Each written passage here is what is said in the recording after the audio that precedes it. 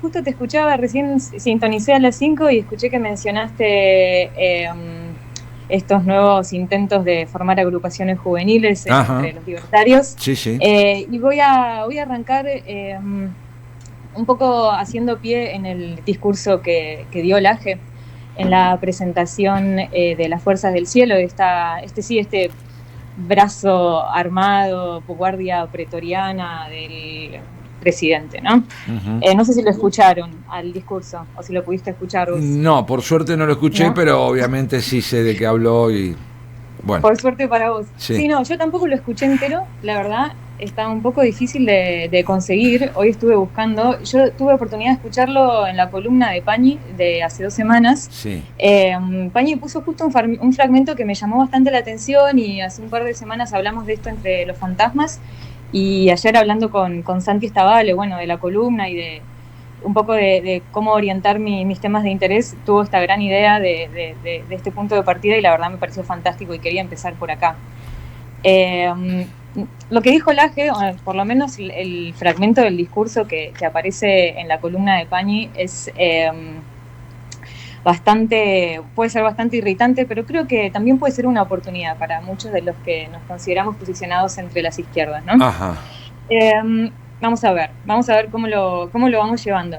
Él propuso algo como que por fin, en este momento de la historia, las verdaderas contradicciones políticas de nuestro país han emergido, que es la primera vez en la historia que podemos distinguir entre buenos y malos, que podemos distinguir claramente entre buenos y malos, y claramente, ¿no? Y por supuesto, se posiciona a él y a los libertarios entre la gente de bien, Claro. la gente que está del lado de la vida, la gente que defiende la vida y la dignidad humana, y por supuesto, del otro lado están todos los zurdos y un insulto, HDP.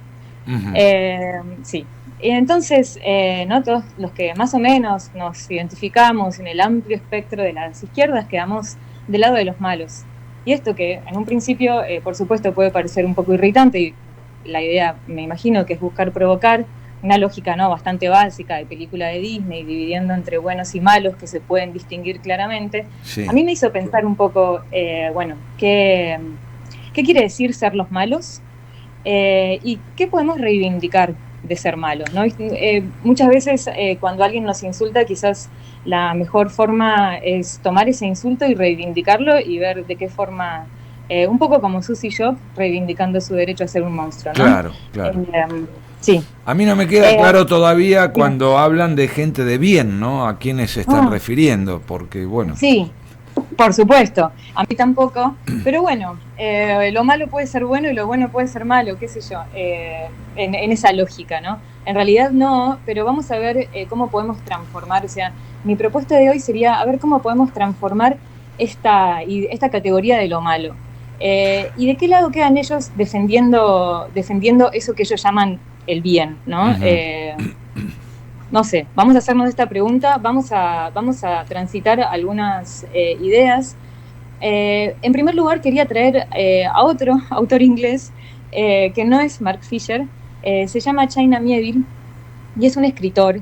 En realidad se conoce más por ser un escritor de ficción y de ficción extraña, que es un género dentro de la literatura que busca un poco hibridar la ciencia ficción con lo fantástico, con el terror, ¿no? Entonces, China Miéville es más un escritor dentro de esto que muchas veces se llama literatura de género, pero también es un teórico marxista, socialista.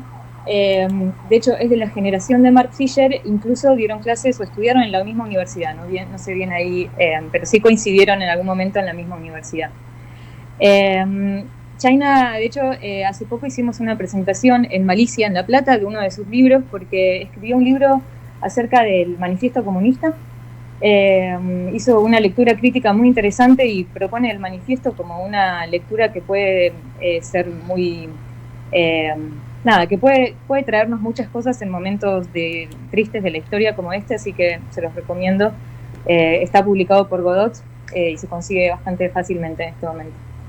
Eh, pero yo de lo que quiero hablar hoy es una conferencia que dio en 2013, rescatando la festividad de Halloween, esa Ajá. festividad que, ¿no?, tuvo lugar hace un mes, Hace poquito, y claro. que, sí, y que, viste que muchas veces es criticada como ser, sobre todo cuando la celebramos acá en Latinoamérica, como la primera reacción es, bueno, esa fiesta gringa con Sí, intereses comerciales, ¿no? sí, sí. De hecho, sí, y de hecho sí, pero la pregunta es, bueno, podemos acercarnos a Halloween desde otro lugar, desde las izquierdas. Esa es la pregunta que se hace China. De hecho, él empieza la conferencia hablando de Chávez.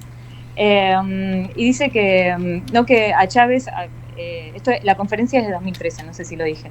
Eh, habla de Chávez y dice que la prensa, ¿no?, la prensa conservadora convirtió a Chávez en una especie de figura monstruosa por sus políticas socialistas en Venezuela. Eh, y en ese sentido hay que preguntarse, bueno, ¿cómo podemos reivindicar la figura del monstruo, ¿no? ¿Qué tipo de monstruos, en qué momentos y en qué contextos queremos reivindicar? ¿Qué significa que desde lugares conservadores otras figuras, figuras que desafían el status quo, figuras que desafían lo que damos como por sentado, sean consideradas monstruosas? Y después un poco también se mete con Chávez porque Chávez, por supuesto, ataca la celebración de Halloween como una fiesta que viene desde un lugar como de un imperialismo cultural. Ujú. Y él dice, bueno, sí, o sea, en general se ataca, digamos, porque es una fiesta gringa, eso es verdad, pero por otro lado porque es una fiesta que rescata la fantasía, que rescata estas figuras que nos dan miedo, ¿no? Y desde ese lugar muchas veces hay como muchas confusiones entre las izquierdas, ¿no? Como, bueno, la izquierda es una propuesta que tiene que ver con la razón, con una idea como más de asociada a la razón, a la ilustración, a la razón occidental, ¿no? Y que rechaza todas estas fantasmagorías como fantasmagorías burguesas. Sí, Eh, pero hay otra corriente del marxismo, el marxismo gótico, que rescata un poco los fantasmas, ¿no? O por lo menos que le gusta pensar en cuáles son los fantasmas de la sociedad capitalista. Que no los rechaza de pleno porque en realidad vivimos en una sociedad un poco asediada por fantasmas y eso es lo que desde Fantasmas del Futuro muchas veces traemos, ¿no? La idea de que se llame marxismo gótico es precisamente como se vincula con las novelas de fantasmas o las historias de fantasmas del siglo XIX, XX, por ejemplo, o del XVIII, ¿no? El Frankenstein de Mary Shelley, ese es un gran ejemplo de literatura gótica. claro. Eh, y generalmente cuando pensamos en los fantasmas, pensamos en fantasmas del pasado, que de hecho, pero los fantasmas no son solo fantasmas que son parte de nuestra vida privada, sino que también hay fantasmas que son históricos, ¿no? En Argentina decimos la palabra desaparecidos Ujú. y de pronto aparecen un montón de fantasmas terribles de nuestra historia, ¿no? Sí, y trayéndolo más a la actualidad todavía, este plan económico que se propone, ¿no? Trae, agita, ¿no? Al menos para mí, fantasmas que conocimos no hace tanto tiempo atrás, como el desempleo, la destrucción de la industria nacional, ¿no? Totalmente, sí. Sí, de hecho es como quienes atravesamos los 90 nos sentimos, a mí me da un poco siempre de sorpresa volver a estar viviendo, volver a vivir esto de esta forma, ¿no? Eh, sí, se despiertan un montón de fantasmas de los 90 y de principios del 2000 eh, y... Eh, y eso también, digamos, son cosas que, digamos, la idea de un marxismo gótico es de hecho un marxismo que toma la idea del fantasma y no la rechaza, ¿no? Bueno, ¿qué nos está trayendo este fantasma? ¿Qué nos está diciendo este fantasma?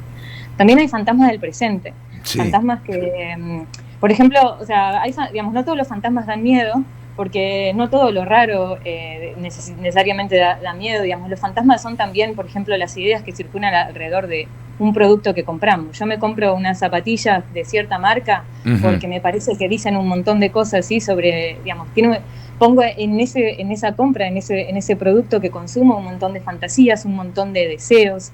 Esa parte de la fantasía, del deseo, también pertenece al orden de lo fantasmático en términos muy generales, podemos decir. También quién produjo las zapatillas, dónde, bajo qué condiciones, ¿no? claro. Esos son otros fantasmas que un poco pululan alrededor de la mercancía. Y por otro lado están los fantasmas del futuro, los fantasmas de, digamos, las promesas de ese mundo libre que no fue, ¿no? Los fantasmas un poco que venimos acá a invocar a quienes nos gusta leer a Fisher.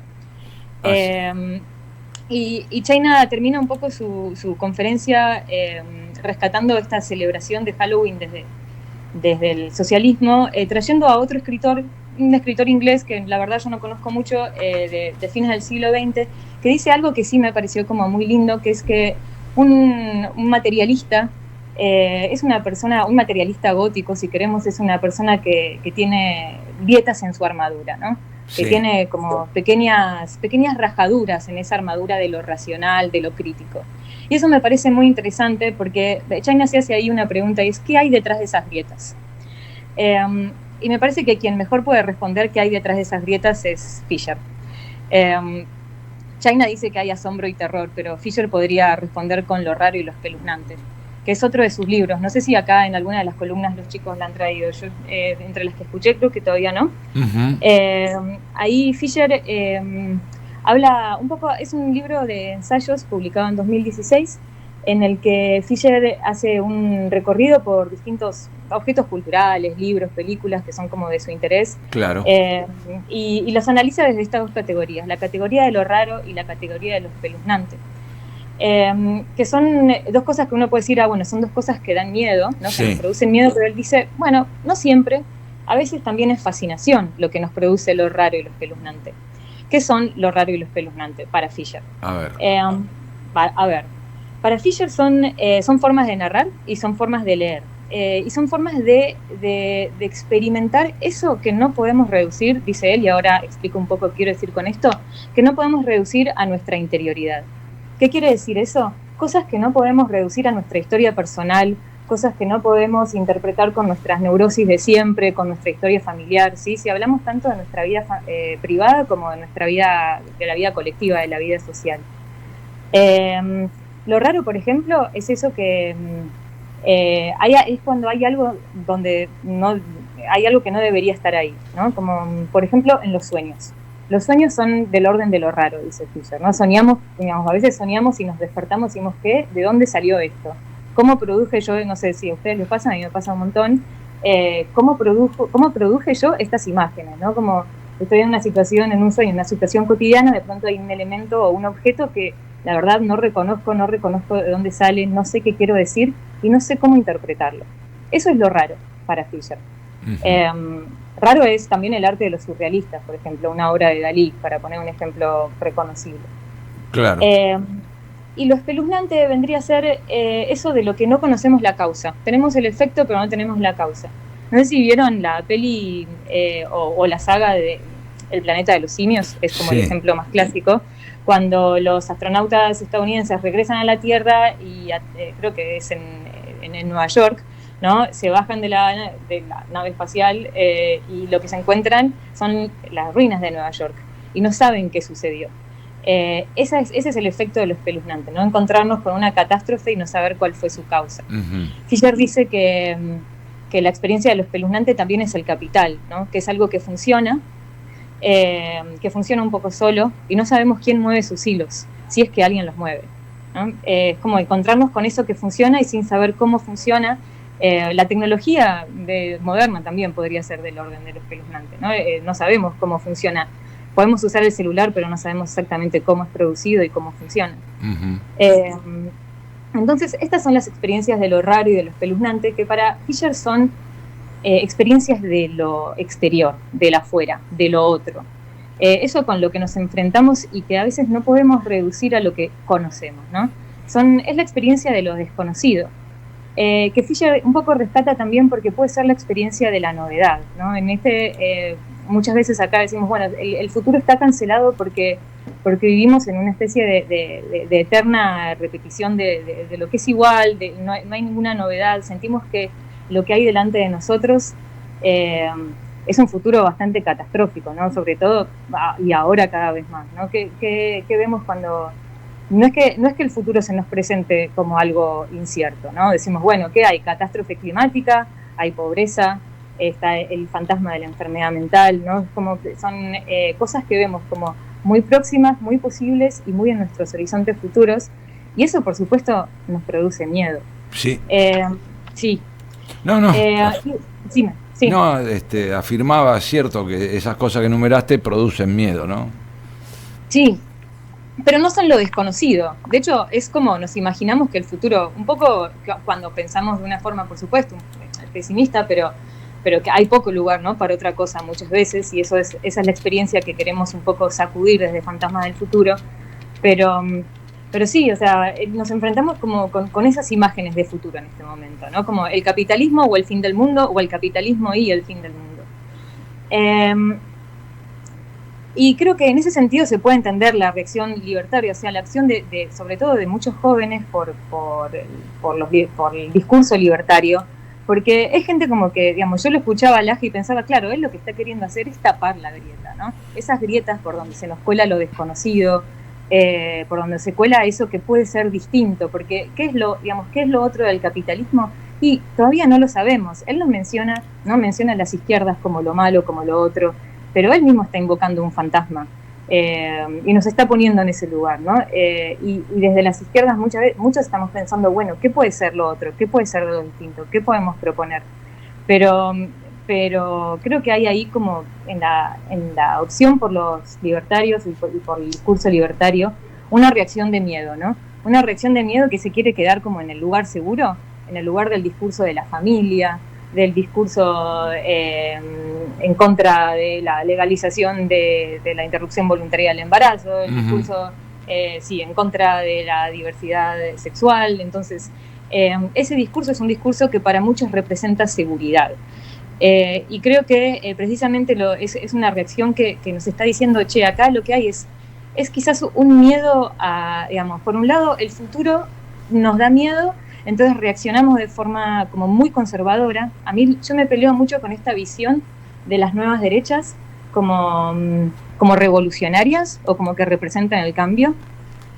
No me parece que estén proponiendo nada nuevo, no, aunque el discurso parece novedoso, ¿no? Me parece que lo que proponen es una reacción súper conservadora. Y en ese sentido me parece que podemos darle la bienvenida, que estar en el lugar de los malos. En el lugar un poco pensando en los cuentos de hadas, ya que él se maneja con la lógica Disney y yo lo voy a hacer también. ¿Viste el cuento del lobo y los tres chanchitos?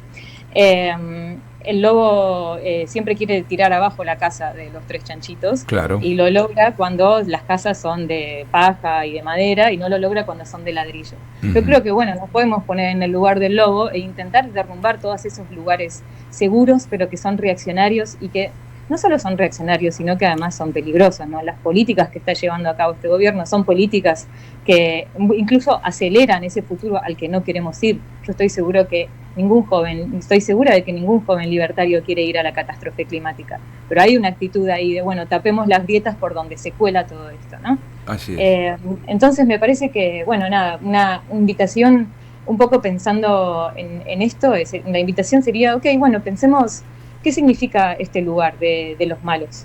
¿Qué monstruos, un poco retomando a China, qué monstruos queremos reivindicar, qué formas de ser monstruosos queremos reivindicar para sacudir un poco esta actitud como conservadora y no sé, poder empezar a pensar en lo nuevo, en nuevos horizontes, en horizontes que pueden dar miedo porque son desconocidos, pero que quizás son nuevos, ¿no? Hay que animarse.